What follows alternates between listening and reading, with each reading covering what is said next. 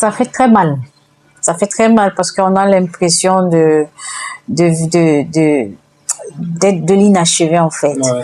Parce que on a commencé à tourner effectivement le Blanc d'Enga 2. On a vraiment fait une grosse partie et il fallait continuer la partie européenne entre demande de visa, la paperasse et autres, et puis refus de visa. Tu réalises que il y a d'abord deux choses que tu réalises. La première des choses, c'est ma carrière va prendre un coup, un sacré coup. Et puis la deuxième des choses, c'est mais comment l'équipe va faire? Parce que recommencer un tournage qui était déjà, je crois, peut-être 60 ou 40% le budget que cela prend, et faire venir encore une autre équipe, refaire tout à zéro, c'est vraiment énorme.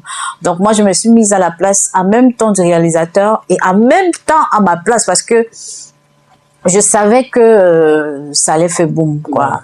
Et je craignais vraiment parce que je me disais, le Blanc d'Enga 2 n'aura pas le même succès que le Blanc d'Enga 1, oui, parce que on attend un visage, on ne le voit pas, et du coup ça va créer, ça va vraiment casser. Donc j'étais vraiment inquiète et vraiment triste pour moi-même parce que je savais qu'effectivement avec le Blanc d'Enga 2 ça aurait eu, même si, parce que parfois on peut miser en se disant que le Blanc d'Enga 2, même si j'étais là, ça devait avoir une autre portée.